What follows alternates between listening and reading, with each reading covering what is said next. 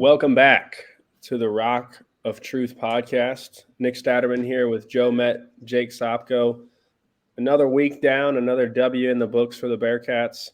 As got a week off here and headed into the bye, a good needed bye week. But first, a word from our sponsor, Serenity Apparel. Rock of Truth is sponsored by Serenity Apparel. In a society constantly telling people who to be and where to go, Serenity Apparel vitalizes a different path, your path. Follow your passion, stay true to your values, and find serenity in who you were created to be. Use code ROCK10 for 10% off your purchase at shopserenityapparel.com. Serenity Apparel, welcome to your escape. You can follow us on Twitter at Rock of Truth Podcast and on Instagram as well at Rock of Truth Pod. Boys, what it is. What the hell happened out there? We won a ball game. That's what matters. Yeah, I like that. We're not going to complain for winning games. Coach Fickle used to say that all the time. We're not gonna like not celebrate W's, Joe Met. Okay. I know we were 27.5 point favorites. I know we had to sweat it out the whole game. I know we only won by 4 to a really bad football team. With all that aside, though, a win is a win. Listen, I agree with you guys. Like, winning is hard. I'm not going to sit back and not be happy about a win. Like, we get out of there with a win. That's good news. Like I said last week, like I continue to say, I'm just happy we don't have to play them again. We're going to continue to celebrate each team being the last time we play them. And if that means we barely win each game, that's okay. We'll move on to the next one. But no, they didn't play their best football, though. I think that definitely can be a topic of conversation. I mean, while I'm happy with the win, like, there's obviously some stuff going on with this team that needs to be fixed because there's mistakes that are made and hurt them a little bit more than teams in the past few years that might have been a little bit more talented, in my opinion. So those are things we can obviously talk about, though. Yeah, I mean, it's like you guys said, it's tough to go just win a game no matter who's out there. And, it is a team that's coming in 1-4. They just threw their first passing touchdown the week before. Like, all these negative aspects we can talk about and dwell on, which leads up to what I think was a trap game for us. USF has not been who they used to be in a long time. But I think it's also just goes to show you that, they got plenty of talent out there. And when talent finds itself a little groove, that QB run was killing us. And, it's smart by their coaching staff to just kind of keep running what was working. I don't think they did anything spectacular out of ordinary where it's like, oh, they're running flea flickers, triple reverses, all this. Their athletes were simply making plays. And, we still were the more talented football team because we are the ones that did win the game. I think the biggest thing to take away, though, is over the last couple weeks, new guys have stepped up. Like, for example, this week, Tyvan Fossen leading the defense in tackles. Obviously, Chuck having just a great game, a game that for him, just looking at his career as a whole, probably a pretty emotional Chuck. I'd like to think probably in that locker room or even after seeing his family, just going through a couple injuries and really just sticking to the grindstone and being able to go out there and have a great performance like he did. So you can dwell on, why didn't we win 50-0? Well, it's hard as shit to do that. That's why. So I also wasn't like, I didn't overreact either Saturday. Like, I wasn't one of those people on Twitter who was freaking out that we barely won. Cause like you guys have said, winning's hard. Especially when you're a Division I college football team. And every week, if you've won the conference like we have the last few years, you're going to get everyone's best. I'd like to at least believe so, right? Like, they're excited to come in and play us. But I do think we've struggled the last few years in general playing option quarterbacks that hit the boundary. So I don't know if that scheme of defense, I don't know if either of you can kind of touch on why that might be. I mean, you talk about Navy the last few years. I know we had that 42-0 win a few years back, but outside of that, like last year's Navy game, the Tulsa stuff, like there's different teams that we have trouble with. Seems to be teams that might run the football a little bit more or try and hit the boundary with their quarterback. Can you guys kind of touch on that at all as former players? Yeah, I mean, I think we definitely do a little unique style defense. Not many people in the country run the defense that we run. It's a 3-3-5, but it's almost like a 3-2-6 because that dollar is like a hybrid linebacker. He's more of a linebacker, but it's somebody that you want to be able to cover. Like Jarrell was a great dollar for us, but he was so athletic that you trust him in coverage. And I just think it's a strange defense, and we play the pass so much and just rely on the guys up front to kind of get to the quarterback. Sometimes it just kind of opens up lanes. I mean, things get lost, and you're playing the coverage so much. You got so many DBs out there. I think sometimes the quarterback gets forgotten about, and we've had a couple of issues with that in the past. Yeah, I think it's a great point, Jake. And just up front, USF was doing a lot of lateral movements and moving, full sliding, just moving their whole O-line together, which as a D-line, that gets tough to really try and create that penetration. And I feel like we didn't really send a lot of pressure. I think we could have maybe added a couple more to the box, but obviously you got to respect their athletes out on the outside. So I just think that QB, again, his athletic ability and using his talent the way he did is what allowed them to have success. And it's just, just another one of those things where I don't know how many that's got to be the most athletic quarterback we've seen. I know they want to talk about week one with KJ, but he wasn't, he was more hanging out in the pocket. He wasn't killing us too much with his speed, I don't think, but as compared to this USF QB. And I think it's a team who has been getting their butt kicked all year. I mean, 50-21 BYU. They lose a heartbreaker to Florida, in-state rivalry, get their butt whooped on the road at Louisville, get whooped at home by ECU. So I think they just came in pissed off and knew it was a trap game for us, and they were ready to go. You talk about sliding that offensive line over a little bit. I didn't feel like at any point in the game they were just – the funny thing, right, is like we're talking about what things the defense could have done differently while giving up points in the low 20s. Like I think how many college football teams would die to have a defense that we feel might had a bad game and only gave up in the low 20s from a scoring standpoint. So obviously we've kind of become, especially someone like me, has become spoiled in some instance. So I'm willing to admit that. But I do think it's interesting. Like a lot of their first downs came on short yardage situations on third down. So it wasn't like, I think that it wasn't as bad as it might have seemed. I think there was just a lot of third downs they converted on third and short that aren't really talked about as much. But overall, like we said, we don't need to touch too much on all this. I know we want to get to our guests, but winning a game, right, going the 2-0 in conference play is huge, and kind of maintaining the standard of what we've built is something worth celebrating, even if we might not have our best games the last 2 weeks. Yeah, it might not have been a great product on the field, but off the field, it looked electric. I was seeing all the videos of everyone back home. Short Vine, I believe, was their first week of doing that tailgate thing. That looked awesome. What was the atmosphere like there, Joe? It was pretty sweet because where we're at, we're above University Garage for tailgating, and we're not necessarily on Vine, but to get there a lot of times I park away because it's my parents' tailgate and my uncle's tailgate, so they get those two parking spots up above University. So I need to get like a parking pass of some sort on campus, but I usually find street parking or parking over, over a couple blocks down. So I walk past Vine Street to get up there, and it was awesome. Like it was legit. It was packed. So I think that's where actually Dana Beers and those Barstool guys were actually at. I think they were tailgating in that area. But homecoming's always cool because I think he came on a good day because it's usually, I think, one of our best tailgating days just because everyone's home and everyone's having a good time and excited and the vibes are kind of good. So, but it was pretty sweet, like walking by Vine. It was packed. It looked electric. Dana, can you talk about like Dana Beers' recruitment and how important that is to the UC program? Yeah.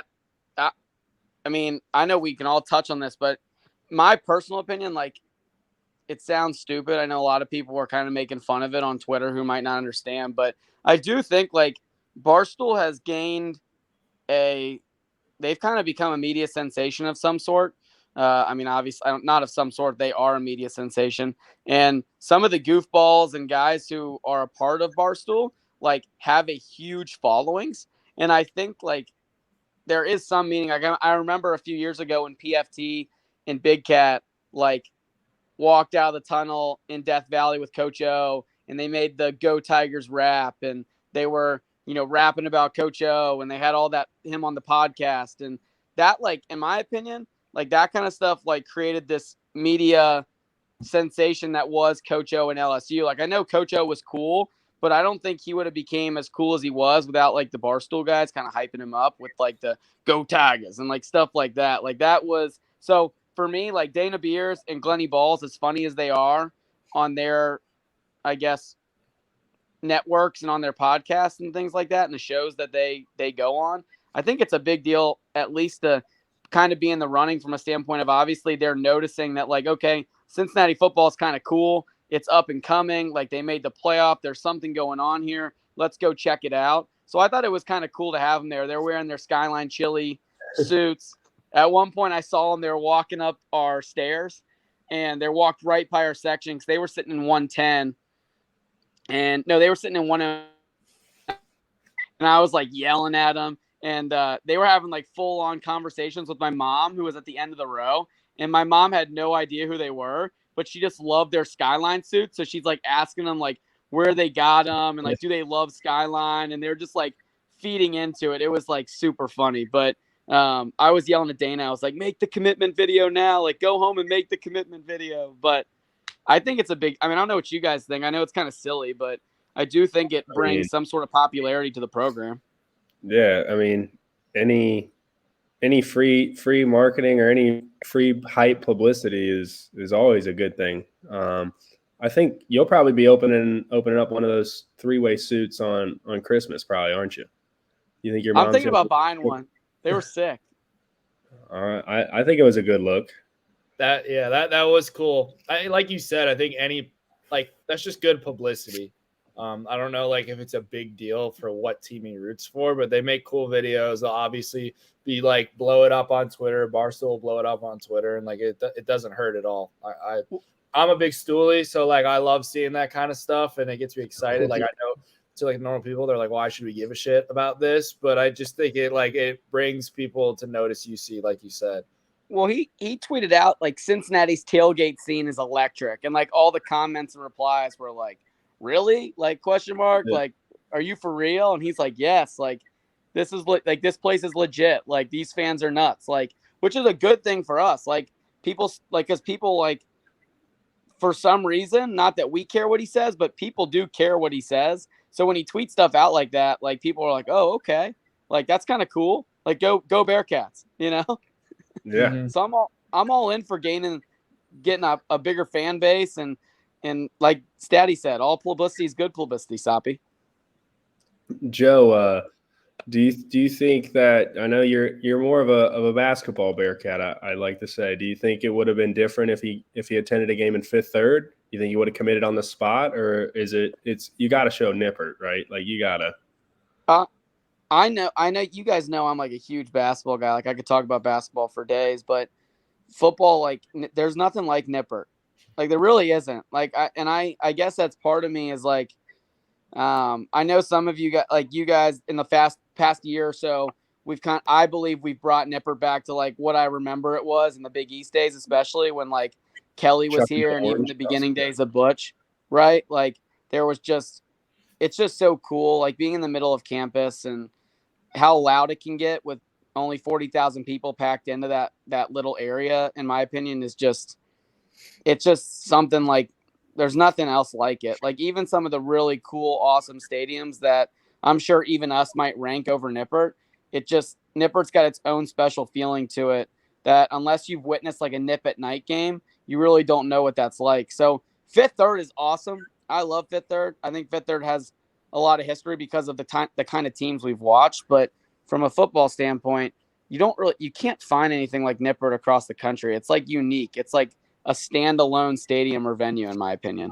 I agree. It's kind of like a Wrigley Field almost. Yeah. It's kind of unique and old, and the way it's built is different. And I think it was one time we played on like a big Thursday night game or one of those bigger night games that was like the only game on. And I think the announcer was like, this is something like you got to be here. Like, this is like a bucket list college football experience, which you probably wouldn't know unless you really know like about Nippert and stuff like that.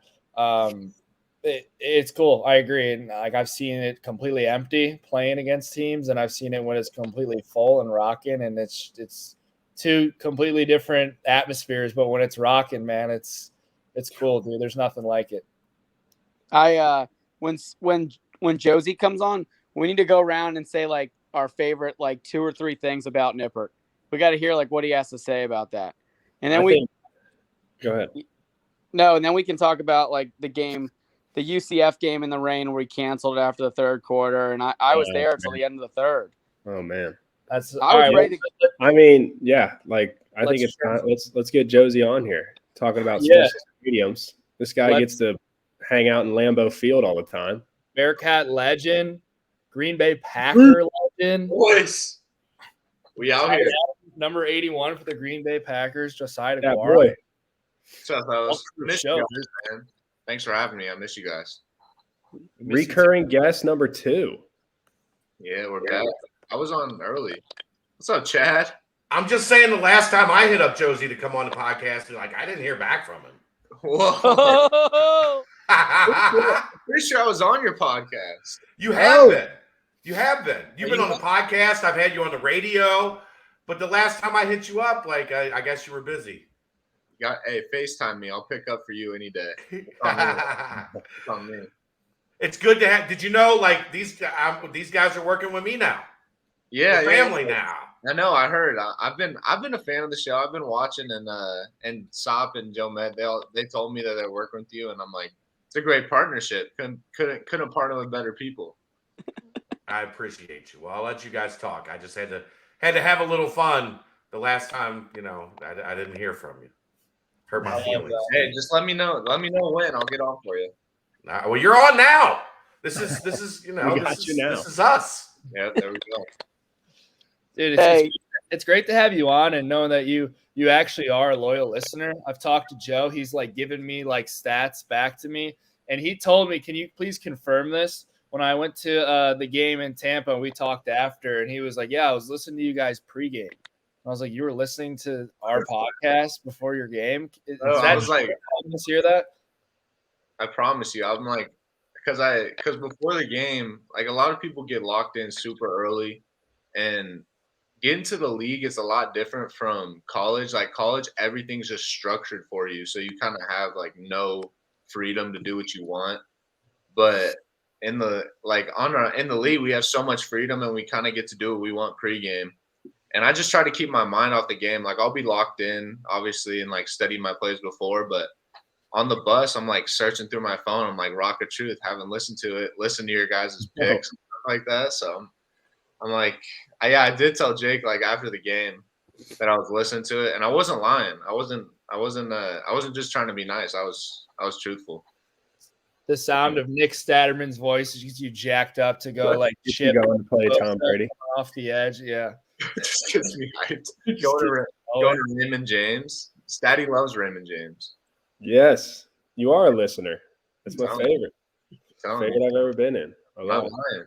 Dude, shout out you for rocking the Serenity apparel. Can we? Our sponsor. Yeah.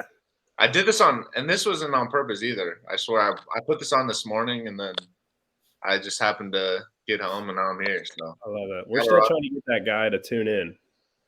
Yeah, what's he doing, man? Who knows? Being 40. He's just slanging merch. Dude, growing the business every day. Selling pharmaceutical equipment. Selling sand-colored shorts. Yeah. Sand shorts. He's just a salesman. Yeah. Joe, Matt, I liked where you were going earlier about your 3. You had like a question about 3 things you wanted to have. Yeah.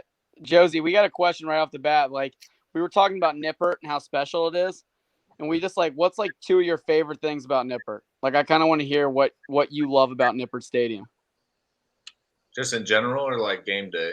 Just in general, man. I mean, one thing I do love about it is how it's just obviously everyone says it, but it's just in the middle of campus. And it is annoying sometimes that, like, as a football player, that it's open and, like, everybody can go on it. And, like, A.J. Dillon, like, our running back, he sent me a TikTok this week of this guy, like, taking a – did you guys see this? It's like a full route. And, like, he pushed it down the stairs into Nippert.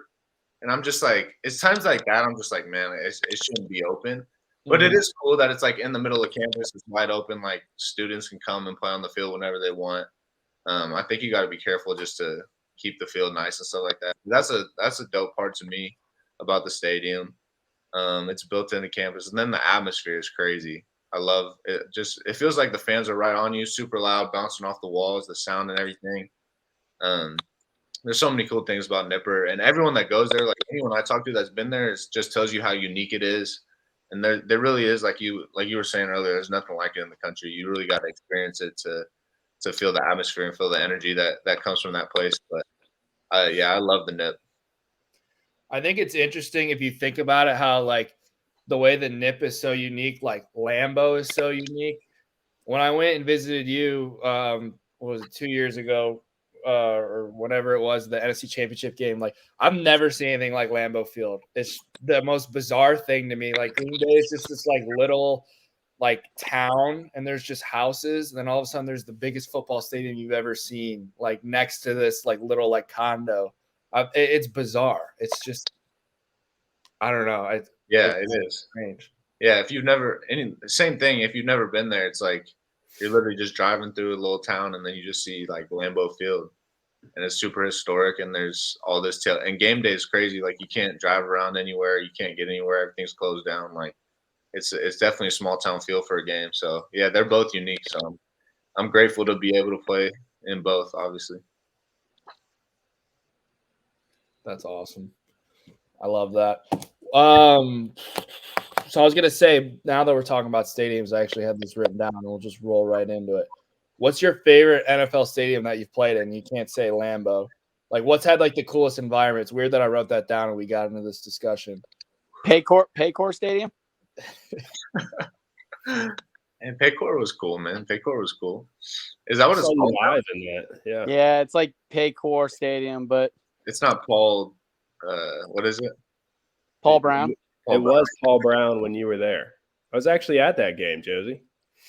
The infamous field goal game. God, so many field goals.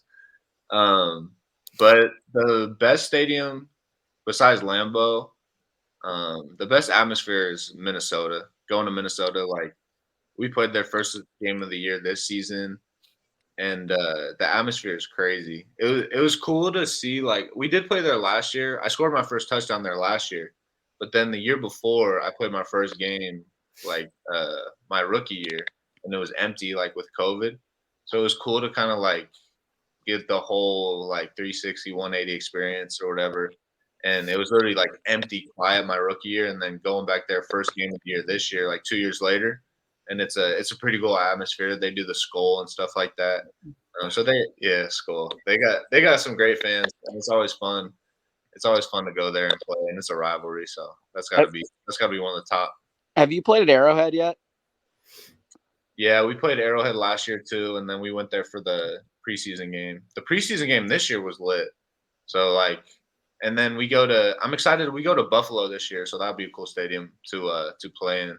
Especially, two really good teams playing each other. It's going to be a fun atmosphere too. Have you played at First Energy Stadium up in Cleveland? No, I haven't went up there yet. Dude, I was rocking in First Energy this weekend, man. No, I saw you're up there. Did they win? No, they lost. They blew against the Chargers like they always. Dude, I had these two Chargers dudes in front of me, and I'm like, just kind of, they were cool. And I'm kind of like picking their brain. They said that they've been traveling around and going to all these different stadiums. And I was like asking, like, what's this one like compared to the others? And they're like, it's cool, blah, blah, blah. And then they're like tweaking out because we're about to go down and kick a field goal to win. And they're like, man, we came all this way. We're going to lose. And I'm like, bro, you're good. He's like, what? Like, you're about to kick a 50-yard like winning field goal. I'm like, bro, it's the Browns. Don't worry about it. You're good. and Katie York just fucking shanks the hell out of it. We lost. Told you, bro. No worries. Dang, he missed it for the win. Yeah. Were they supporting their coach going for it to even give you guys the chance to kick that field goal?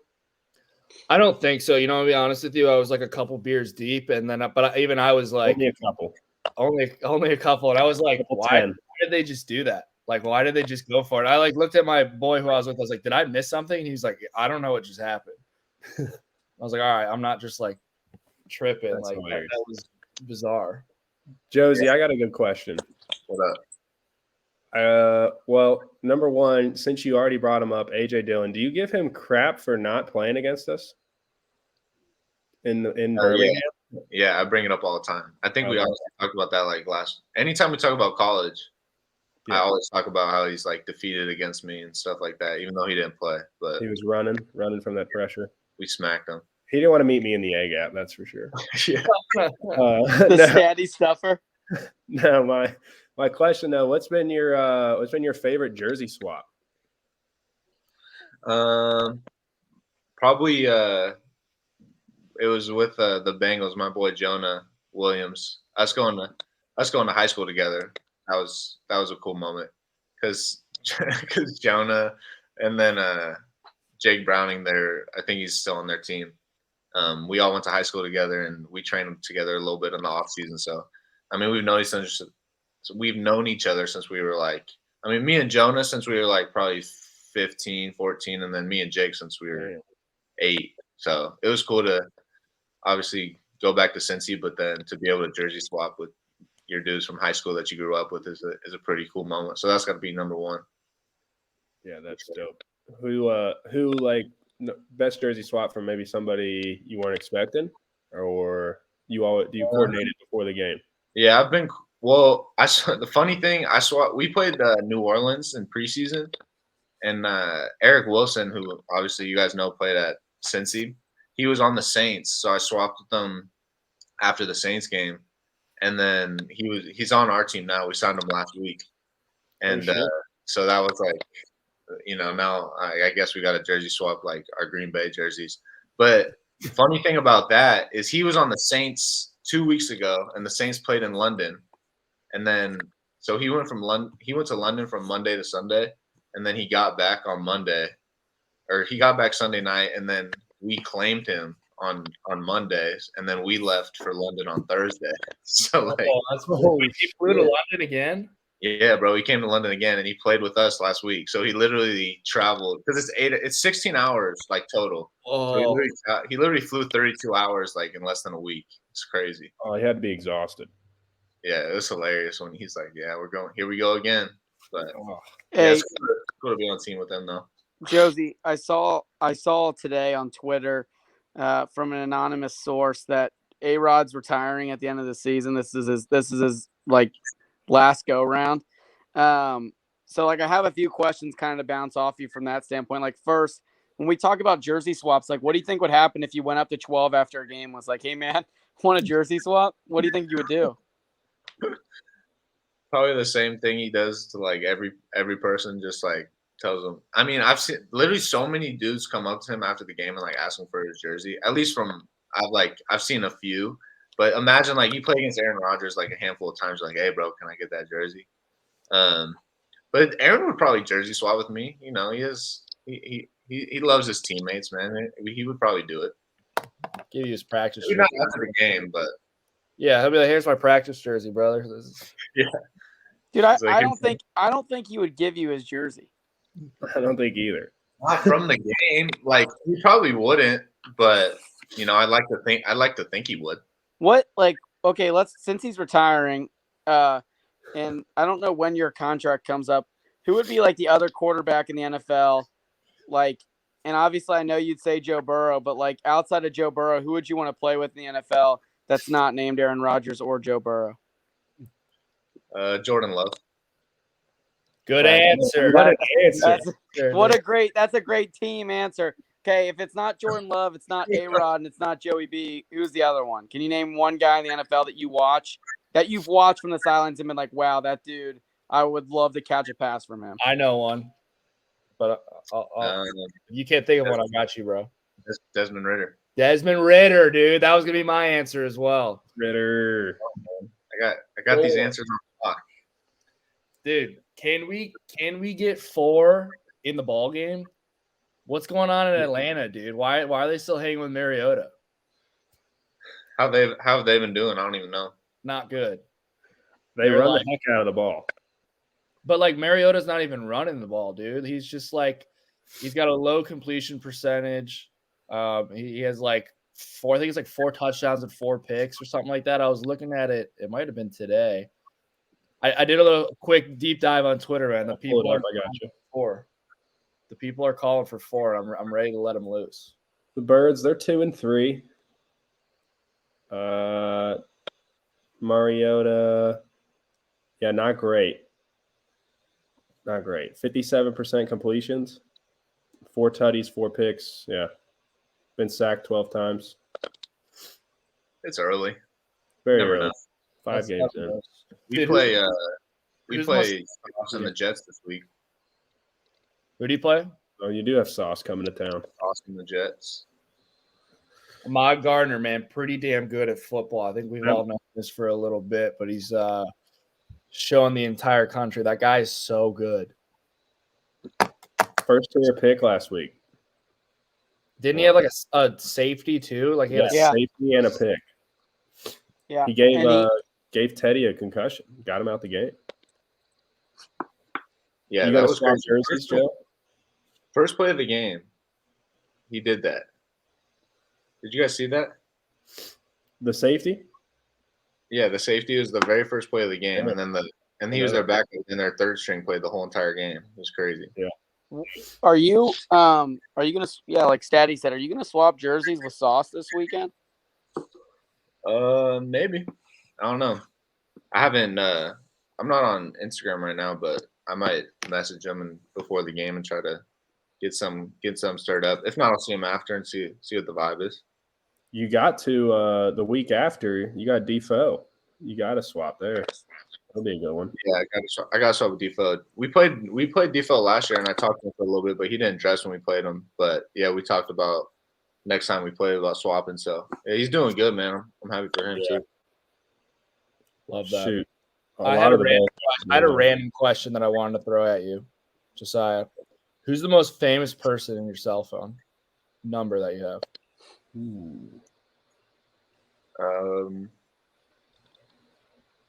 I mean, I have my whole team's numbers, so like I have all my teammates' numbers. Well, who's more famous, Kelsey or Aaron Rodgers? I mean, I don't know. Who do you guys think is more famous? I would say Aaron's probably more famous than Travis. Yeah. I guess who's more likable or who's more famous? I was just saying, I think Trav's more liked, but more people know who A-Rod is.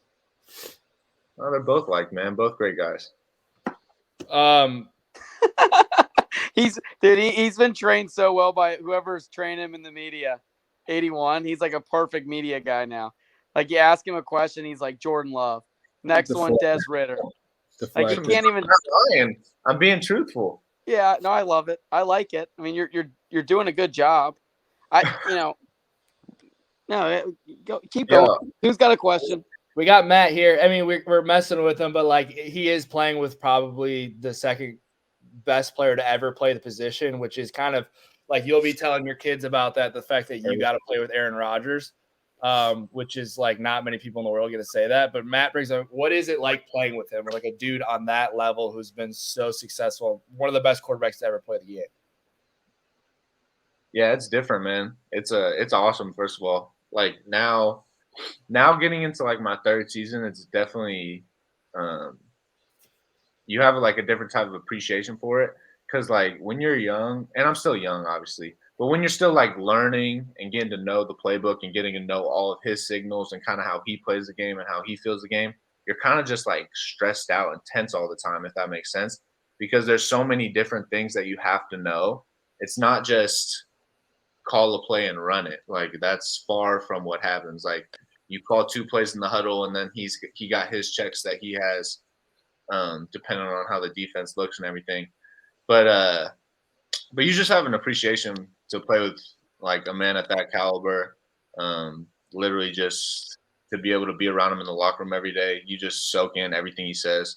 It's awesome to play with him, man. He always speaks about being grateful and having gratitude for this game, and it gives the perspective for guys that, I mean, he's been doing it for like 16 years now, I think. So to be able to be in the same locker room as him, in the same huddle, and just hear the wisdom that he speaks of each and every day.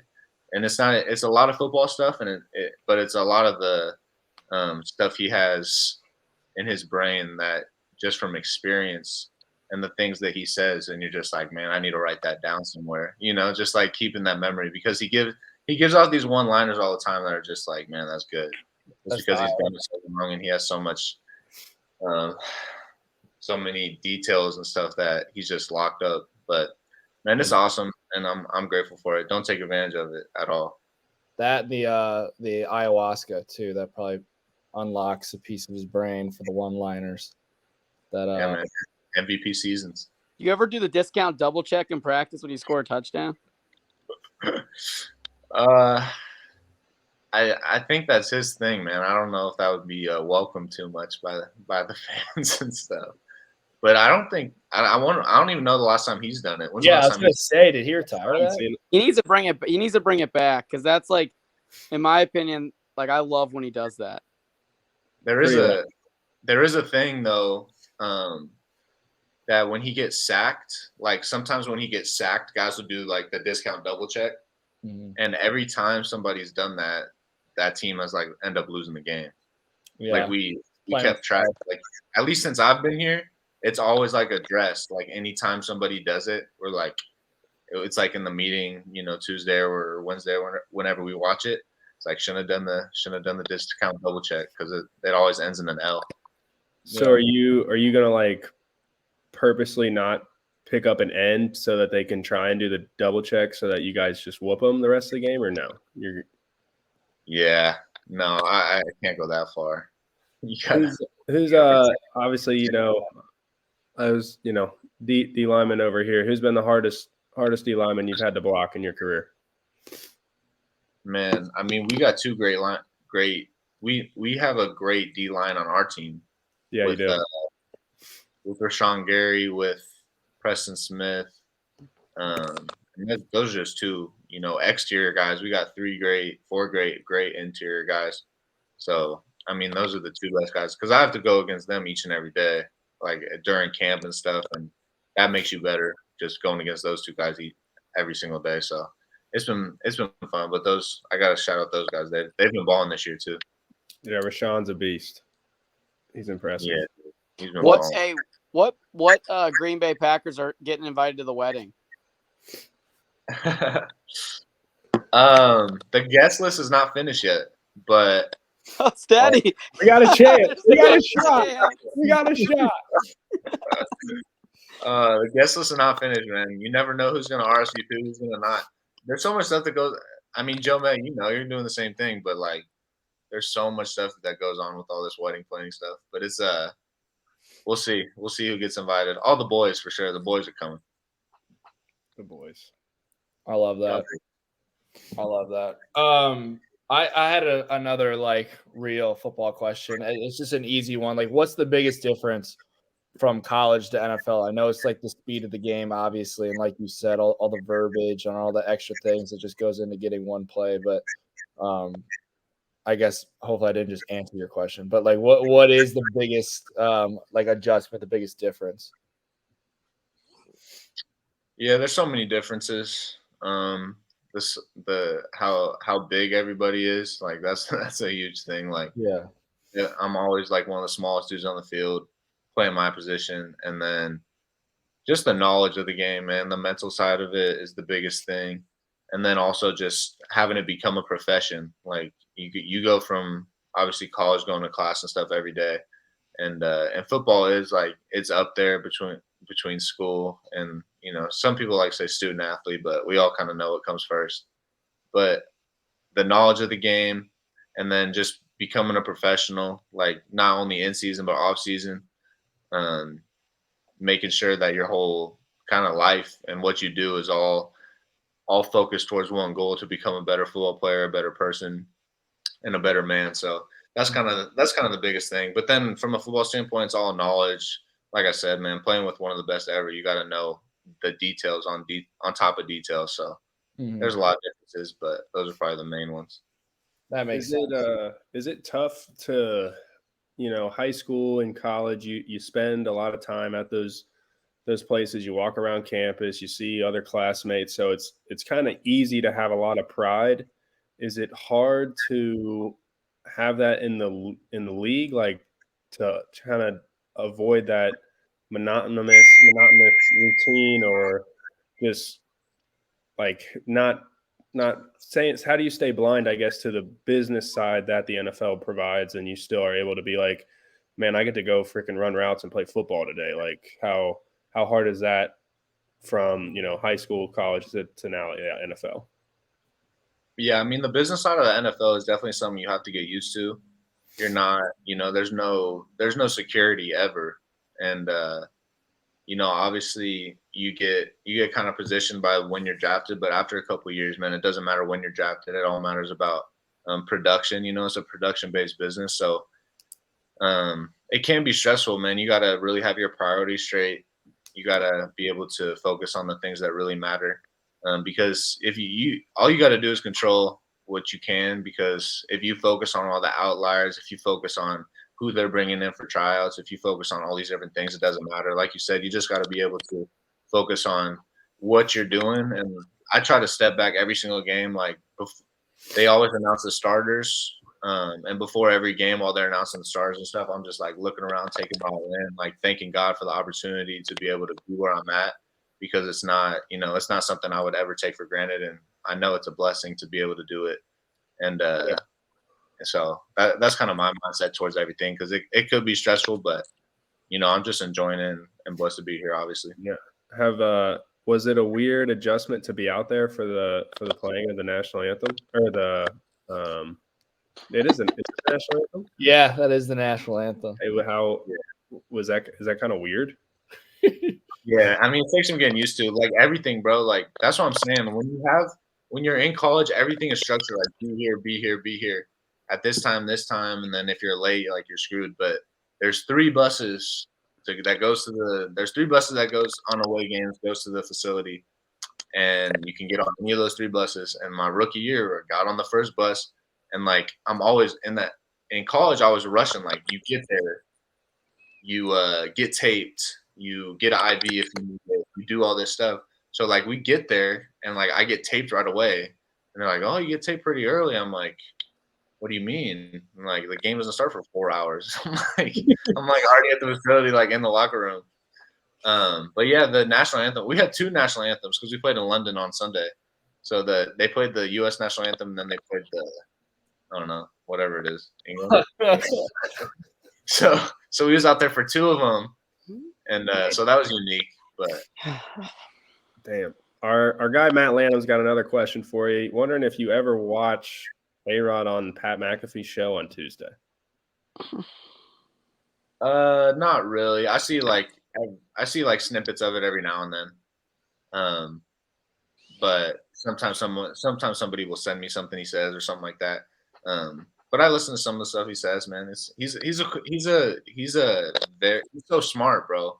So anytime you get a chance to like listen to him, if he's talking about something you're interested in, it's pretty cool, because he's pretty intellectual and like knows a lot about a lot of different things. I agree. I feel like a lot of guys kind of that we've played with at UC are coming to the NFL and starting to have success early, which is really cool to see. And obviously, like, we're their biggest fans. So that makes us happy knowing, like, makes me happy at least seeing the guys that I played with, like, go in and do big things at the next level. It makes me like, I feel proud, like a proud friend. And my question though is like, do you feel like playing at UC and the way our culture is built and like how like hard-nosed Fickle is, do you feel like playing in that program like set you up maybe better than somebody else going into the NFL? For sure. I think that whenever you're in a I mean, we went through a lot of ups and downs at, like, it's not how it is. It wasn't how it is now the whole time we were there. Yeah. So I think I was able to grow a lot throughout that whole time. And even when Fick got there, like when we sucked the very first year, it was still like a different like thought process with everybody on the team. Like we knew we were right there, and we proved that like going into the next year. But I definitely think that Fick and everybody over there prepared us. I think the biggest thing is just being able to take what he drives into our culture and like the big things he focuses on, like star players, not star, whatever you want to call them, like starters playing special teams, like that being such a big thing for him truly translates like to the league. Like obviously your top guys aren't going to play special teams in the league, but besides those 4 or 5 guys, everybody's like got to play special teams and is getting on the field. And that's just something that you don't really think about would be like a big thing, but that translates over and that takes you into the next level. So man, I'm grateful for Fick and Brady and everybody that was over there, Denbrock, with us for so long, and it's definitely fun to see and watch all their success now. 100%. Joe, you got something, dude? You're looking like you want to drop like the question. Hey, was it? Yeah, go ahead. What do you got, Josie? I was just saying I like your shirt. Believe, baby. Thanks, baby. Dude, wasn't Josie at the infamous T. Kelsey homecoming night, Soppy? Yeah. Oh my gosh, this guy loves this story. I've never heard the story. I'm waiting to hear the story. I thought you said it last week. No, Soppy never got to it. Joe kept teeing it up. Come on, Soppy. Yeah, dude. So this is probably the greatest night of my life. Not to make it like a big deal or anything, but so we were playing. It was 2019. We were playing UConn. It was like homecoming. The Chiefs must have been like either played Thursday or on a bye week or something. I don't know, but Travis Kelce was there and he was, with his boys having a good time. We beat the shit out of UConn. We were in the throwbacks. Your boy even what's up? I think it was Tulsa. Was it? I thought it was UConn. Hold on. Oh my god. Bad start. Wouldn't you be home for homecoming? Well, my boys from back home were there, so that's why I think it doesn't really matter. Just keep going. My bad. It doesn't matter. It was some night and we won, and then like we don't normally like. There are some times that we would go out after games, but for like whatever reason, like everybody like went out, and we were at Gala, having a good time, and Travis Kelce was there, and we were kind of like, oh shit, that's Travis Kelce, like whatever. And we were like, doing our thing, having a good time. He was over there with his boys that he played with. He was having a good time. And then like he knew Josiah, and like you guys weren't probably not tight, but like he knew you because you were like having like great success. You were going to play in the NFL. So I think he invited you, and I think he recognized Bruno too, and like invited you guys over to his booth just to kind of like say what's up. And like next thing you know, like I don't know if we just snuck over there, but I think we got like an official invite, and like we kind of made our way over to the booth, and like the whole squad was there. It was like me, Ty, I think the Blanco was with us, Josie, Bruno, like a bunch of people, and like Travis was having a good time, man. He had a couple. He was enjoying himself as he should with his boys back home, and he had like bottles. And he just was like pouring it down our throats, dude. Like we were like, it was like tequila, vodka, like anything you could think of. And, like, I don't know if I was drinking, I think me and Ty were taking most of it. Just like, this is the greatest night of our lives. Joel has never drank a drop of alcohol in his life. And I swear he was so close to doing it for Travis Kelce, dude. But it was just like, it was so much fun, and we thought it was like the coolest thing in the world. We got a picture with him after the fact. And then Ty and I both went home, like went to our dorm rooms, threw up everywhere. Like, and I'm not a guy who like normally throws up, but just like everywhere. And then I saw him the next day in the locker room, and he said he did the same thing. And we looked at each other, it's like, greatest night ever, man. It was cool. Like, for us, like, and you weren't even in the NFL that time. So like, I don't know anybody in the NFL. It's like Travis Kelce is like this huge like deal, and like it was like, dude, like we're hanging out with this NFL player. Like, man, this is crazy. It was fun, man. Yeah, it's funny. It's funny because like, yeah, looking back on it now is like that was fun, just like getting able to hang out with him and everybody and all the boys from college and stuff. And now like getting to know him more, and like we were at Tight End U in Nashville like this past summer and stuff, and that's just like the kind of guy he is with everybody. Like he's like, if he knows anybody, he's always like, bro, come on, like join us, let's like have fun. Like anybody that gets to know him from that standpoint is always like has great things to say. So yeah, that was super cool. Like he didn't have to like invite us over to like hang out with him. Like he did not need to do that at all, but he did. And like to him, he's like whatever. He probably doesn't like. He doesn't remember that at all, but to us, like that was a big. To me, that was a big deal. Like that was sick. But it is. I'm assuming Craig Carey was there. Did you have any idea who Craig Carey was? I think we were all kind of in our own world, so I don't know. Yes. I just knew it was Travis Kelce, and I knew who he was, and yeah. Craig Carey is probably one of the few guys in the history of college football that was so bad at quarterback that they moved him to defensive end. That's a hell of a transition. Wow. Craig is one of the guys that helps run the Letterman's Club, the Cincinnati CFLC. Craig and I have been tight forever, and I just had to take the chance to get in there that you guys had no fucking clue who he was. He probably was there. Yeah, that's.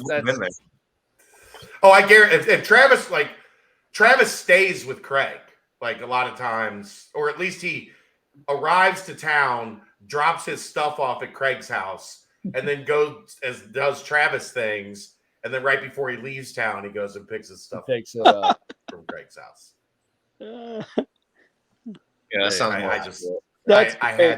I had to get a Craig. Craig was on he was here for like the 08, 09, that run. He played at Elder. He's a great guy. I love Craig. He's awesome. But we have this thing where we try to get digs in on each other as much as we possibly can. And I guarantee he was there. And I just wanted to make sure you guys had no clue who he was. I'll have to look up his highlights. He doesn't have. Yeah. Oh, he had one big play in his career. That's like as a defensive end. Just takes one. That's like Statty, Tulsa, 2019, I think. Was it homecoming? Statty? Yeah. See, it was Tulsa for homecoming, Sopko. That's the night we're talking about. The night of your big play. It was that night. What a night, man. Because Ty was at Spawny was at Elon. Yes, he was sitting next to me. I swear. I swear all of Nippert Stadium was chanting Statty, Stuffer, and then like the whole place was going nuts. That's how I remember it too. Yeah, it was unreal. Like it was like Rudy. You know when he runs in the game and that one actor, like he's with his girlfriend, he's like, there he is, like there he is. Like that was me and Spawn. Like we were like hugging each other as like Statty was running the game. We were like, there he is. Like he's so little. Like we're not like that. That was kind of how it was, you know? Do you get that feeling watching Mulaney when he gets to go in now? Yeah. That was awesome. What's up? I said, do you get that same feeling when you watch Mulaney go in now and get to carry on the tradition? I love when Mulaney goes out there. It's great. Baller. Love it. Baller. Another show member. That's awesome. Josie, they asked me this week, they were like, are these guys having are they having a current player on this week? And I was like, we're going to give you a break this week. We're going to go big time. We're going to go NFL. Bring in Josie. They love us over there, huh? Josie, never a drop of alcohol in your entire life? Like not even like at a high school party when you were like a junior? No, that was Joel. Not me, Joel. Yeah. Just the Blanco. That makes sense. That makes perfect the Blanco. That's why he's got the 10-pack. Have you ever heard my Holy Grail story about Joel? Was he cooking a steak? No.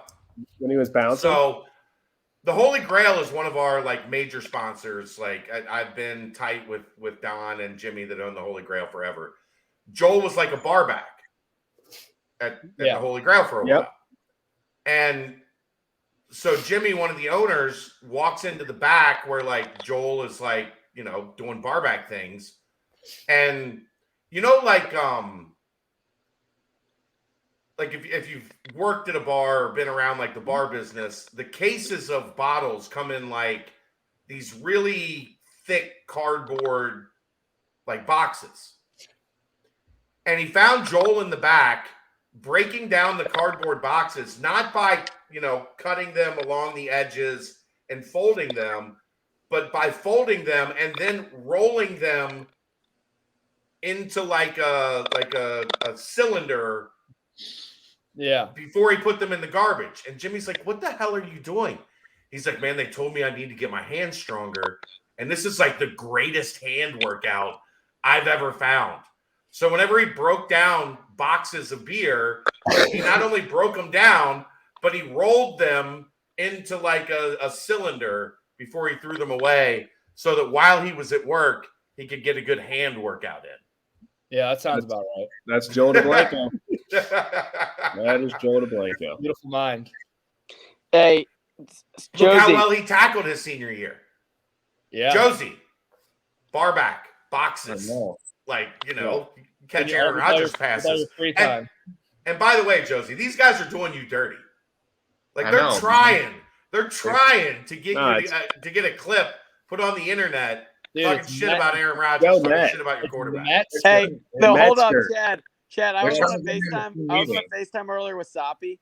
Okay, and I know Josie's too smart to say anything stupid, but like I had all these great questions like vaccination stuff. Like I was going through with Soppy earlier, like what questions can we get Josie to say something stupid so in a couple of days we're on Good Morning America, and our friendship with Josie might be a little bit hurt, but in the end, The Rock just goes, the ratings go astronomically to the moon from Josie saying something stupid.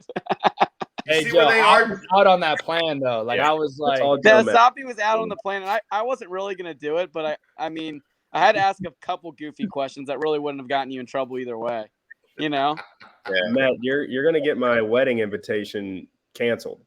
You're going to get his. He's going to forward Joe. Yeah, there we go. And now I'm going to get one because I'm putting shit on Front Street. Yeah, just down the list. Keep going down the list. Levels to it. Levels to this. I'm sorry, Josie. I love you. It's all good, man. I'm not ended up on the team meeting. You can't get me. Don't worry. Love it. I think the question I've got for Josie, you get a little jealous, watching last year, watching 2020, and being like, "Damn, I put in all this work to build this up, and now I'm gone, and they go do all these great things." Yeah, I mean, I don't know if it's a jealousy because I saw you chat at the game last year, the conference championship game, and I'm just I'm more just proud to have been a small part of it, and obviously I wish I would 100% would have been able to do stuff like that in my career, but I'm obviously no regrets or anything like that, but to be able to stand here now and be able to say I was at the beginning of it, because now it's you're getting to the guys. I don't even know is there even anybody there that was at the beginning of Fickle anymore, at the very beginning. A handful, if that. Jabari. The super seniors are his first class. Yeah, but they weren't there in the spring. I don't think there's nobody left. They got there in the summer. Oh yeah, that's right. They weren't there for attention training and all that shit. Yeah, all that stuff. Like you say, attention training to the team now. They probably don't know what you're talking about. So it's they talk about we've heard of it. Yeah, we've heard about that. Yeah, they've heard the horror stories. But no, just to be able to be a part of it. Obviously, yeah, a little jealous for sure, but just proud to watch all those guys and just to be able to sit back and I knew those guys when they were walking in as little freshmen. So happy to see them all balling out. Can I just pause for a second? Kathy, kiss my ass. It's my network. If I want to come on it, I will. If you don't want to watch it, don't.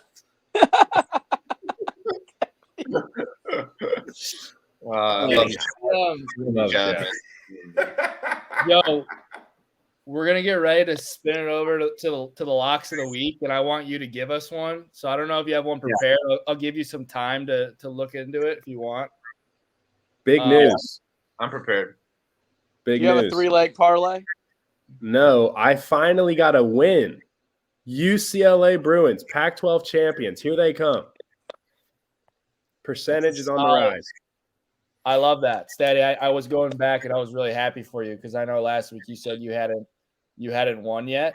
Yeah. Buy the dip. UCLA, man, the Bruins look legit. They do. Yeah. And then Joe, that quarterback is the quarterback you guys played in 2012. Crazy. Yeah. He didn't look like this. DTR in year 7 is lighting it up for UCLA. He's been there for a decade. It's nuts. That's what I was saying last week. And then, dude, Joe's 3 Eric Campbell thinks he's been in college for a long time. Yeah, exactly. It's too long of a career. Joe Matt's 3-leg parlay. Underdog parlay. LSU money line didn't hit. Kansas didn't hit. Arkansas all lost. He went 0 for 3 every single leg of his parlay. Who are the Cats playing this week? They're on the bye week. No. Gotcha. All right, I got a great parlay. Do you want to hear my 3-leg parlay of the week? Where's your camera at? I'd like to see you. Coming. Let it Okay, rip. here's my 3-leg parlay of the week. Okay. We ready? Yeah. No. Minnesota money line, Love it. Tennessee money line, Wow. Who's that for? and last but not least, Oklahoma State. Oklahoma State money line. You're just giving the dogs. You love the dogs. Soppy, can we plug that into the sports book and see what would happen? Like you put $20 down? Yeah, I'll start looking into that while Statty tees up his. Well, I'm kind of upset, Joe. You didn't really take it. That's all right. We're gonna go with another upset. This time they're favored by 6.5. Minnesota Gophers. Gophers spread. We're staying on that 6.5 line. Yeah, You guys are all over. Who the Gophers play, man? At Illinois. Illinois, they lost Indiana week 1. Fighting Illini? I'm not buying into the hype. Indiana with a dogfight against Michigan last week. Mm-hmm. We got a battle of the fraudulence in Penn State and Michigan this week. That's a good one. Dude, it's a hell of a weekend to sit on your couch and watch college football, dude. There's 6 ranked matchups. Mm-hmm. Can I change mine? No. Stick with it. You got Minnesota in one of them though. You have to make it a parlay if you change it. Make it a parlay. All right. 2-team parlay. Come on. All right. Texas minus 16. They're gonna roll the Cyclones. Okay. Dude, they destroyed Oklahoma. Yep. Texas minus 16, Minnesota minus 6.5. There we go. 81. What's your lock of the week? After looking at it, I'm gonna go staying with the Pac-12 with Statty's pick last week. I'm going to go Utah minus 3.5 at home against USC. One, Really? I think it's very hard to play at Utah. And 2, I don't think USC is as good as people think. I like that. Yeah, but also, I'm not putting that bet in. I just want to make that very. Yeah, I was gonna say you should definitely. If I were to ever do that, which I never would in my entire life, that's probably what I would do. Yeah, yours is hypothetical. Yeah. I was also going to clarify that. We should have had Jake announce it. Shit, that's on us. Joe, your parlay is 10 to win $102. That's money, Statty, and you know it. That's not as outrageous as they've been. I toned it back a little bit this week, but anytime you're picking against Nick Saban and the Crimson Tide, you're picking bold, in my opinion. So, Rocky Top, baby. You know what? The lock should have been were the overs in tonight's game because there's 70 points in West Virginia right now. 37-33 Bears are winning. And that's good football. 80, almost 80 in the other one. Yeah, Matt Churton's a little nervous about UCF. They're playing Temple. I wouldn't read too deep into it. So I lost my lock of the week last week. Miami, North Carolina over. That didn't hit. I said if you're feeling crazy, parlay that with the Texas Oklahoma over. That didn't hit. So hopefully you weren't feeling crazy. Again, I love the slate this week.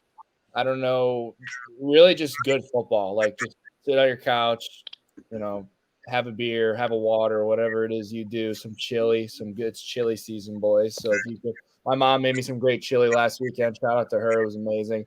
If you can have some chili, sit on your couch, watch it. And if you're a betting man, I would put in Clemson -3.5 at Florida State. I think Florida State are some frauds. They've lost 2 weekends in a row against ranked opponents. I think it's going to be a third straight weekend of losses. I think Clemson wins by at least a touchdown. I like that, Jake. I'm surprised it's only -3.5, to be honest. Florida State's getting respect. They just good pick. You bring up, Jake, you brought up your mom. I'm going to go back a little bit. Your father, Steve, actually gave us a reply on Twitter today, a question for Josie. Josiah, if you had to arm wrestle Jake Sopko's dad, hold on. Okay. Sorry, just a little funny wording. If you had to arm wrestle Sopko's dad, what do you think the odds of you winning would be? Not very high. Have you seen that guy's garage? No, I haven't. It's just it's the best weight setup you'll ever see in the history of time. And the old one was way cooler, but the garage is still sick in Florida. How to pick it up, but straight dumbbells. Maybe one of the most loyal Bearcat Journal members of all time, Mr. Deguara. Oh, Dean? Yeah, Pastor Dean he loves him some social media, so I'm not surprised by that. I love it. He joined very early in your career and was all in all the way through. I wouldn't be surprised if he's still lurking as a member somewhere in the background. He probably does, man. He loves it. I'm telling you. He loves the content. The only other guy close would be Greg Pierce, Alec's dad. Ooh. Greg loved him some BCJ. I love that. Representing. How about the picture I sent you from the Cotton Bowl? Do you remember that? Yeah. What was it? Remind me. Just some random guy playing cornhole with a makeshift Deguara jersey in the parking lot. It looked like it was duct tape. Spelled out Deguara duct tape.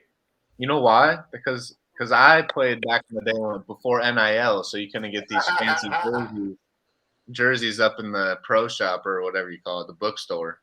You weren't getting $15.95 from that jersey. Initially, I don't think the guy knew who I was. So I was like, hey, let me get a picture of that.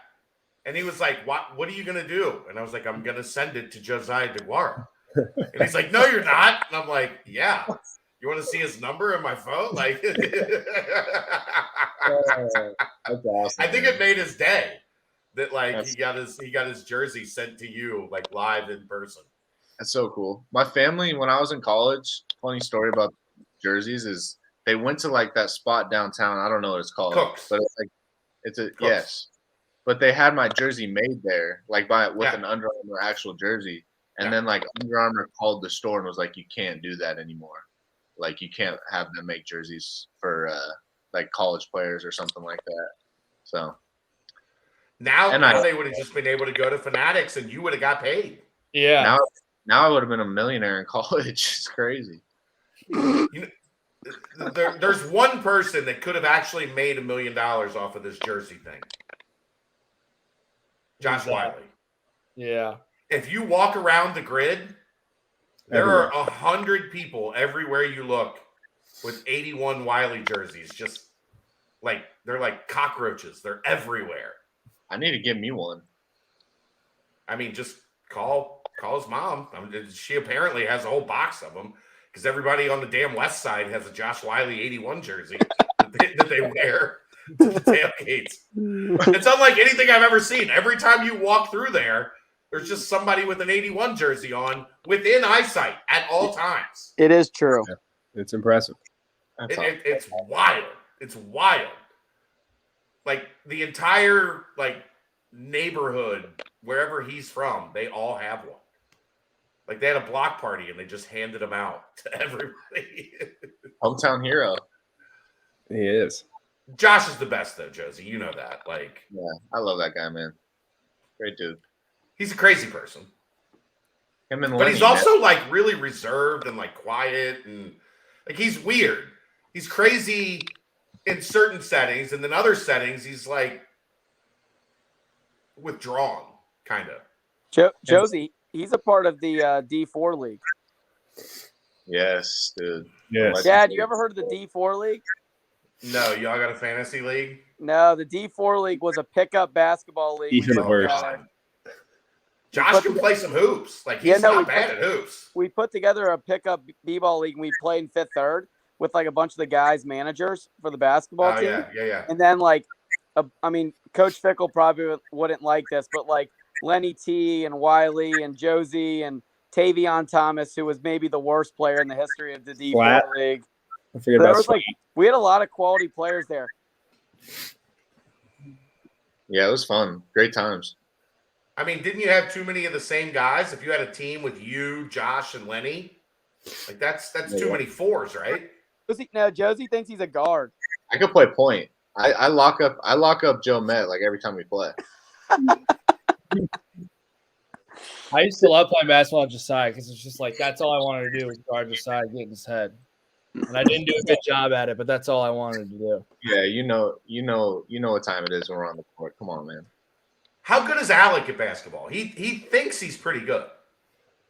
I've never seen it. Just jump out the gym and Bounce. High is good. Other than that, he's awful. Well, his brothers are basketball players.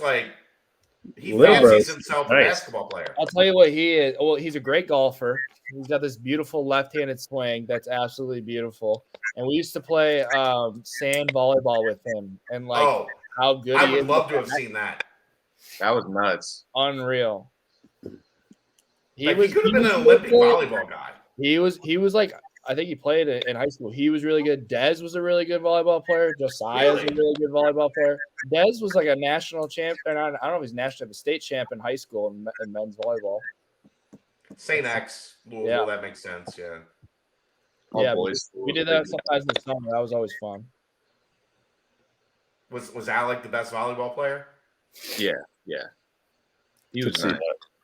Alec, you taking Alec or Jordan Thompson? Jordan Thompson's the best athlete I've ever seen in person. It's scary. I've never seen anybody dominate a sport the way that she did at UC in volleyball. What is Joe Matt doing?